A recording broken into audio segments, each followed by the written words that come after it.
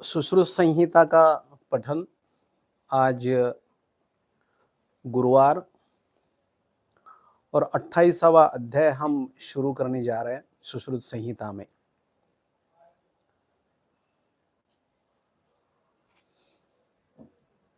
अष्टविंशति अध्याय विपरीत अविपरीत व्रणविज्ञानीयम् अथातो विपरीत अविपरीत व्रण विज्ञानीयम् अध्यायं व्याख्यास्यामः इति उवाच भगवान् धन्वन्तरी। अब इसमें अनंतर विपरीत अविपरीत व्रण विज्ञानियम नामक अध्याय का वर्णन भगवान धन्वंतरी ने 28वें अध्याय में किया है। शब्द स्पर्श रूप तथा गंध जिन व्रणों का विकृत हो वे विपरीत तथा जिनका प्राकृत हो वो अविपरीत व्रण होते हैं। उनका विचार यहाँ किया जाता है। फल अग्नि जल वृष्टिनां पुष्प धूम अम्बुदां यथा ख्यापयन्ति भविष्यत्वं तथा अरिष्टानि पंचताम्। भविष्य में होने वाले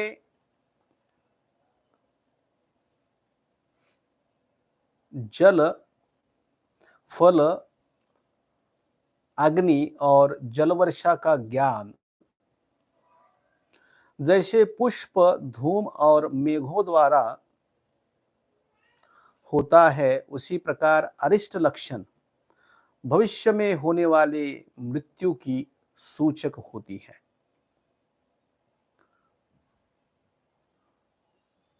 हम आयुर्वेद शास्त्र के स्नातक हैं और आयुर्वेद में अधिभौतिक भी है, आध्यात्मिक भी है, पंच महाभूत का सिद्धांत है, आदि भी है और अंत भी है। और जो प्रिडिक्शन है इट हैज अ साइंस। अरिष्ट का मतलब आगे होने वाली दुर्घटना और उसके आने वाले वाइब्स या फ्रीक्वेंसी हम जिसे कहते हैं। और कई बार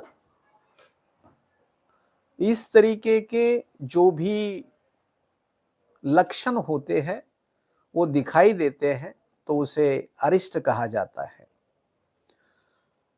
जैसे इन्होंने कहा है कि फल अग्नि और जल वर्षा का ज्ञान, जैसे फल कैसे लगने वाले हैं वो पुष्प पे से समझ में आते हैं, अग्नि कहाँ पर लगने वाली है वो धूम पे से समझ में आता है, और जल वर्षा यस और नो होने वाली है या नहीं होने वाली है वो बादलों के ऊपर से समझ में आता है।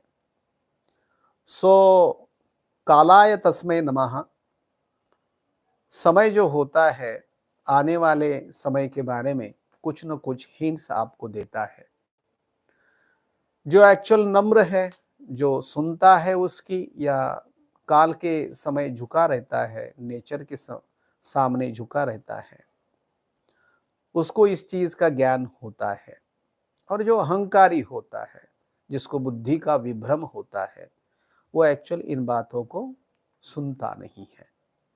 सो अरिष्ट सूचक लक्षण जो इंद्रिय स्थान में एक्चुअल चरकाचार्य ने दिया है, और व्रणों के बारे में या जो भी सर्जरीज है उनके बारे में सुश्रुत आचार्य ने इस अध्याय में वर्णन करके रखे हैं। कई बार हम उसके ऊपर हंस भी लेते हैं कि ऐसे कैसे होगा। जैसे बताया है कि अगर आप वैद्य अगर समझो पेशेंट देखने जा रहा है और उसका कपड़ा अगर किसी कांटे से लटकता है तो वो अरिष्ट सूचक लक्षण कहा गया है। तो फर्स्ट ईयर में या सेकंड ईयर में या जब मैं मैच्योर्ड नहीं रहता हूँ इन सब सेंटेंसेस के बारे में, और मैं श्रद्धेय नहीं रहता हूं मेरे शास्त्र के बारे में, तब इस लाइन पे तो मुझे हंसी ही आएगी कि कांटा मेरे कपड़ों में अटकने के कारण एक्चुअल वो पेशेंट के प्राण कैसे ले सकता है, अरिष्ट सूचक कैसे हो सकता है।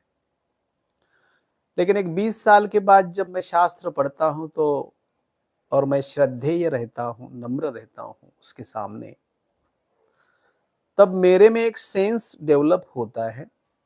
अर्थात मैं उस चीज को कैसे लूंगा, अगर मेरे कपड़े माने धोती अगर कांटे में अटकती है, इसका मतलब क्या होता है, I have lost my concentration, मेरा मन जो है विचलित है, मेरा ध्यान कहीं और है, मुझे बुद्धि का विभ्रम हुआ है, या फिर कहीं पे मैं घबराया हुआ हूं, तब मेरी जो धोती है वो कांटे में अटक सकती है, बिकॉज आई एम नॉट सावधान। और वैद्य के बारे में अगर ऐसा हो, माने ड्राइवर अगर ऐसा हो, तो पैसेंजर की क्या गारंटी। सो जहां पर मैं पेशेंट को देखने जा रहा हूं, इन सब कंडीशंस के साथ, मानस भाव के साथ, डिसीजन की कैपेसिटी जिस वैद्य के पास नहीं है, वो वैद्य अगर पेशेंट देखने जा रहा है तो अरिष्ट सूचक है। लेकिन जब मैं फर्स्ट ईयर में इन चीजों को पढ़ता हूं, मैं तो हंस दूंगा, ऐसा कैसे हो सकता है। इसलिए कई बार हम देखते हैं कि क्रिटिकल पेशेंट्स जो होते हैं वो बच जाते हैं। कई सारे पेशेंट्स हमें जो काफी इजी लगते हैं, उनको कुछ आधे घंटे बाद एक एमआई का स्ट्रोक बैठता है और वो अपने प्राण गंवा देता है, क्योंकि जो भी आने वाला है समय के हिसाब से, उसको हम प्रिडिक्ट अगर ना कर सके तो दुर्घटना तो होनी है। इसलिए उन्होंने दे के रखा है कि अरिष्ट क्या होता है। जैसे जल माने वर्षा क्लाउड्स आने के बाद ही होने वाली, ये तो तय है। सो नॉर्मल से उन्होंने एग्जांपल्स दिए हैं। चलिए, तानि सूक्ष्मात् प्रमादात् वा तथैव आशु व्यतिक्रमात् गृह्यन्ते नोद्गतात् अज्ञेये मुमुक्षुर्न स्वसंभवात्। मरने वाले पुरुष के शरीर में उत्पन्न हुए ये अरिष्ट सूक्ष्म होने से वैद्य के प्रमाद, अज्ञान जिसे कहा गया है अर्थात, तथा शीघ्र ही इनमें व्यतिक्रम उलटफेर हो जाने से या रिष्ट होते ही रोगी की मृत्यु हो जाने से अन्य वैद्यों द्वारा नहीं जाने जा सकते हैं। असंभव या उत्पन्न नहीं होने से, नहीं जाने से यही बात नहीं है। इन शॉर्ट, जो थ्योरी मैंने अभी प्रिडिक्ट की थी, जब मैं सावधान नहीं रहता हूं तो मैं यानी वैद्य, तो आने वाले समय में क्या होने वाला है उसके बारे में प्रिडिक्शन करने में कहीं ना कहीं कमजोरी रह जाती है। तो मरने वाला जो शरीर है उसमें अरिष्ट जो है सूक्ष्म स्वरूप में रहता है। पहले जो लोग एक्चुअल, जिनको विज्ञान पता नहीं था, मॉडर्न साइंस पता नहीं था, तो उनमें ये खूबियां बहुत बढ़िया देखी जाती थी। जो काफी पीरियड मेरा जो है ओल्ड एज पर्सन्स के साथ मैंने गुजारा है, तो जैसे वो कहते थे कि जब 1, 2 या 3 घंटे में किसी की मृत्यु होनी है तो ये जो नाक है ये टेढ़ी होती है, कान जो होता है वो एक्चुअल उसकी पालू जो होती है वो ठंडी गिरती है या फिर लूज हो जाती है। तो जब मैं इस आयुर्वेद में आया तब उस चीज का मुझे पता चला है हाउ दे कैन प्रिडिक्ट, क्योंकि ये जो नाक की आखिरी माने शेंडा है, ये टोक है, ये कंडरा है जहां पे हार्ट का ब्लड सप्लाई का आखिरी इंसर्शन है। वही चीज कान के पालों के बारे में है। इसलिए इसमें से बहुत सारे लोग जो है वो भविष्य प्रेडिक्ट करते हैं। उंगलियों की लंबाई देखकर भी बहुत सारे लोग प्रेडिक्ट करते हैं, क्योंकि ये भी कंडराएं हैं जहां पे आखिरी हिस्सा आता है। तो इस पे से पता चलता है कि हार्ट का बल कितना बढ़िया है, और हार्ट के ऊपर डिपेंड करता है आपका पराक्रम। इसलिए फिर जो भविष्य शास्त्र है उसमें इस चीज के काफी मायने होते हैं। जो छोटी छोटी उंगलियों वाले होते हैं या कान जिनके चिपके वाले रहते हैं, तो थोड़ा मेरे हाथ में वो राइट्स नहीं है, फिर भी बताने की कोशिश मैं कर रहा हूं। दारिद्र्य जिसे कहते हैं, बहुत हार्डवर्क करने के बाद थोड़ा सा कुछ हाथ में लगता है, इस तरीके का जो भविष्य है ये चिपके हुए कान में और जो उनकी उंगलियां छोटी होती है उनके बारे में दिया हुआ है। तो जैसे पहले लोग प्रेडिक्ट करते थे कि ये ऐसा भी हो गया तो मृत्यु आने वाली है, क्योंकि वहां पे एक्चुअल हार्ट की ताकत कम होने लगी है, और फिर 1 घंटे बाद दिया बुझने वाला है। इसलिए वो प्रिडिक्ट करते थे कि 1 घंटे बाद मृत्यु हो सकती है, आखिरी सांसें चल रही है। लेकिन हम अभी वेंटिलेटर्स पे आ गए। वो छुटकारा पाना चाहता है लेकिन हम छोड़ना नहीं चाहते। ये भी तो एक पापी है। कोई जाने की गड़बड़ कर रहा है और हम तो पकड़े बैठे, हमारे हेतु के कारण बैंक में सही करने का रह गया। वो एक साधा इंश्योरेंस वाला मैंने सिंपल सा एग्जांपल दे दिया, क्योंकि उसके कार्य की निश्चिति होने के बाद और सफर की निश्चिति होने के बाद, कार्य पूर्ण होने के बाद वो निकल चुका है, फिर भी वेंटिलेटर लगा रहे।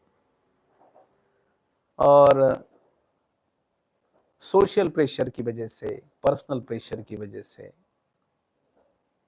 कोशिश चल रही है।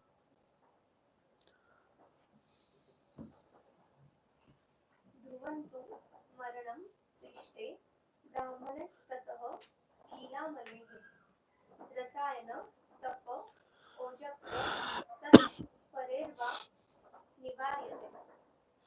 रिष्ट के उत्पन्न होने पर मरण निश्चित है, तथापि ऐसा कहा है कि राग द्वेषादि मानस दोषों से रहित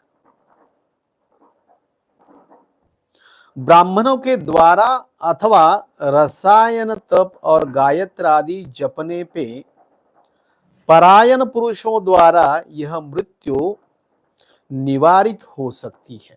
ये अधिकारवाणी है। अरिष्ट उत्पन्न होने के बाद मृत्यु तो होना है, लेकिन ब्राह्मण यानी जिसका आत्मा शुद्ध है, जो बुद्धिजीवी है, जो चारों वेदों को पढ़ता है, उनको अप्लाई करता है, क्योंकि कर्मफल सिद्धांत के हिसाब से यहाँ पे चातुर्वर्ण का वर्णन किया हुआ है। इसलिए ब्राह्मण यानी जिसका शुद्ध मन है,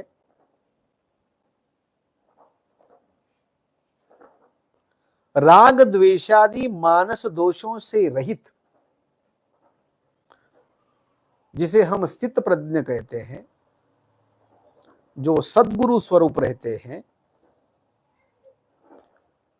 अथवा रसायन, तप और गायत्री आदि जपने में परायण, जिन्होंने बहुत साधना की है, मंत्र उच्चार से उनमें एक अधिकार प्राप्त हुआ है, ऐसे पुरुषों द्वारा यह मृत्यु निवारित हो सकती है। हमने देखा है कि चाहे वो गजानन महाराज शेगांव के हो या शिरडी के साईं बाबा हो, तो उनके चरित्र में ऐसे वर्णन आए हैं।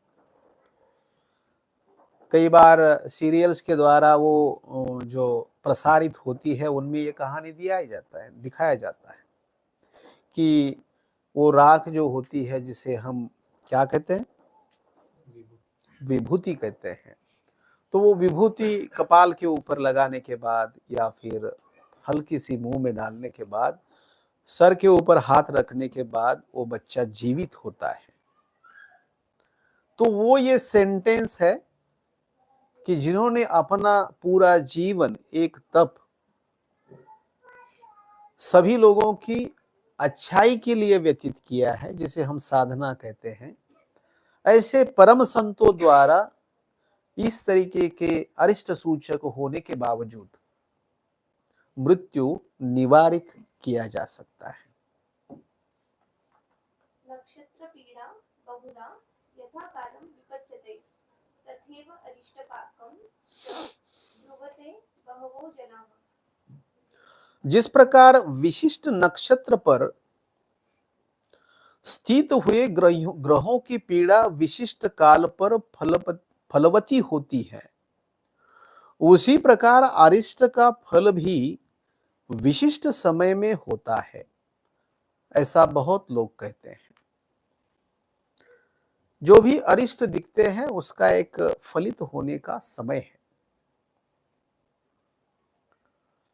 उन्होंने यहाँ पे नक्षत्र के हिसाब से, ग्रहों के हिसाब से भी अरिष्ट का फलद्रूप होने का जो समय है, निश्चिती है, उसके बारे में एक्सप्लेन करने की कोशिश की है। जैसे 12 ग्रह हैं। कई लोग ज्योतिष्य इस वर्ड को मानते नहीं हैं, वो भी तो एक शास्त्र है। और मैं हमेशा कहता हूं कि शास्त्र जो है कल्याण के लिए बनाया गया है, वो किसी को डराने के लिए नहीं बनाया है। क्योंकि कल्याण के यानी सभी का कल्याण हो, इस वर्ड के साथ शास्त्र आता है। ज्योतिष्य भी वही है। तो हर वो जीव जो जीवित है,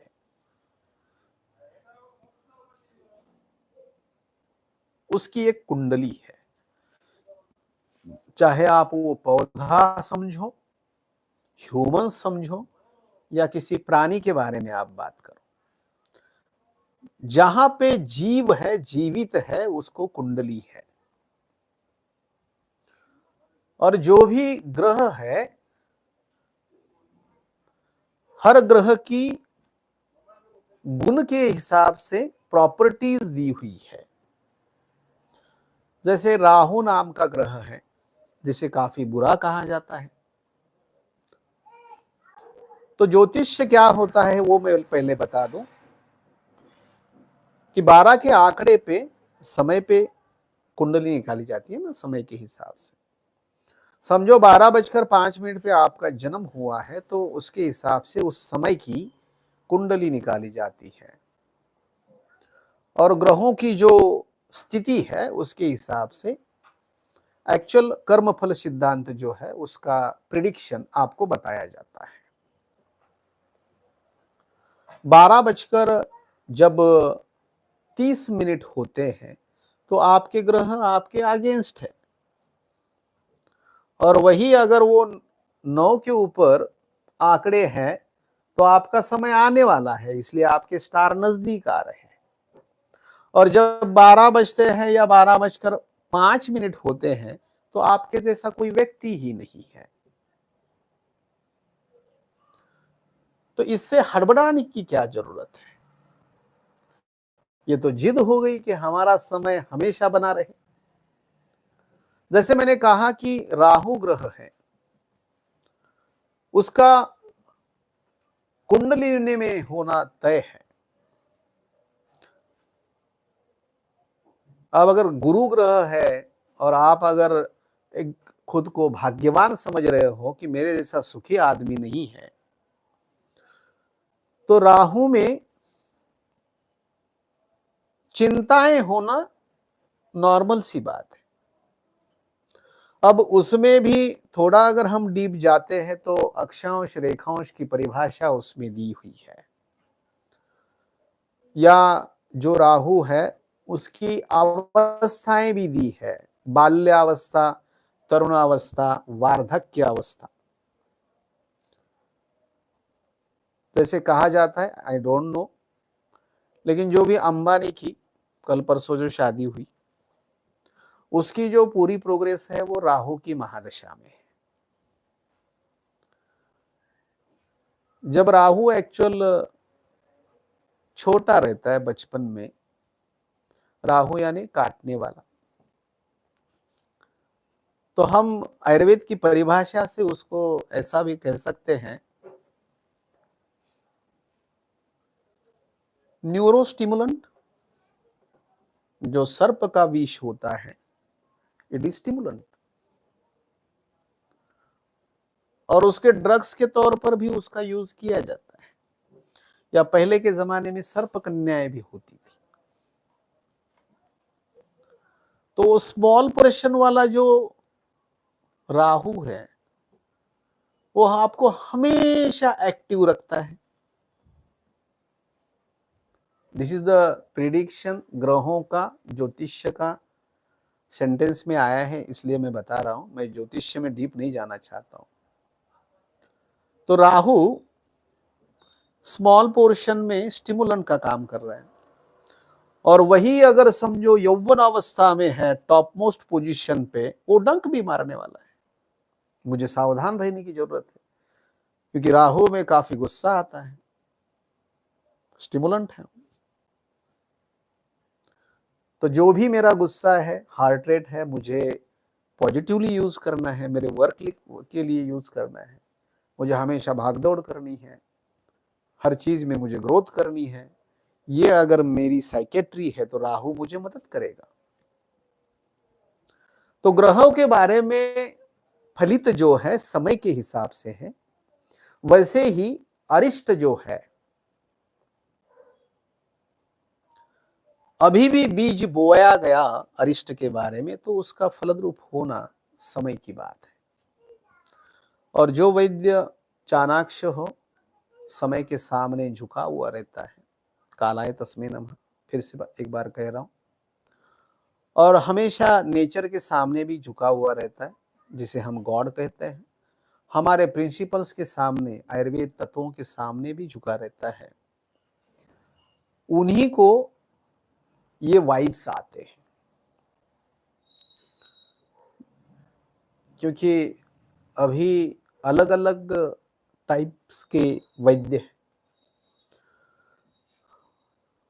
क्योंकि आयुर्वेद को प्रोफेशनली जब से लिया जा रहा है, तब से फॉर्मुलेशंस के ऊपर, डॉक्यूमेंटेशन के ऊपर जब से हम गिनती कर रहे हैं, शायद भावनाओं का जो आधार है आयुर्वेद का, वो कम होते जा रहा है। इसलिए हम शास्त्र जिस फ्रीक्वेंसी पे लिखा गया है, उस फ्रीक्वेंसी पे जाके पूजा पाठ करके हम उसका पठन नहीं करते हैं। इसलिए उसके जो भी प्रिंसिपल्स है वो 100% समझ में नहीं आते हैं। एक छोटा सा लास्ट सेंटेंस आज के लेक्चर में बोलना चाहूंगा। आयुर्वेद की उत्पत्ति कल्याण के लिए की गई है। It is not for money making.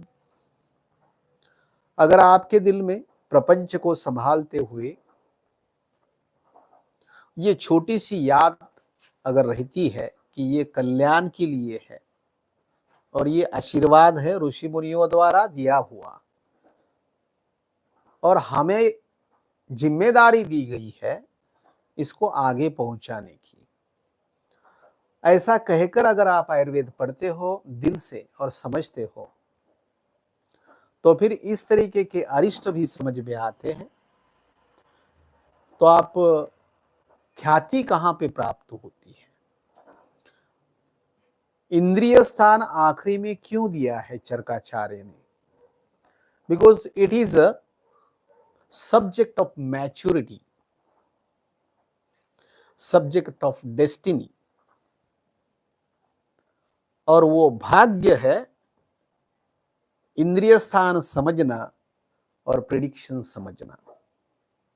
इसलिए वो जितना मैच्योर्ड हो, जितना नम्र हो, और जिसकी फ्रीक्वेंसी कल्याण करने की हो, उन्हीं को समझ में आता है। बाकी लोगों के लिए वो एक हास्य का सब्जेक्ट है मैच्योरिटी के हिसाब से। So thank you for today, मिलते हैं कल।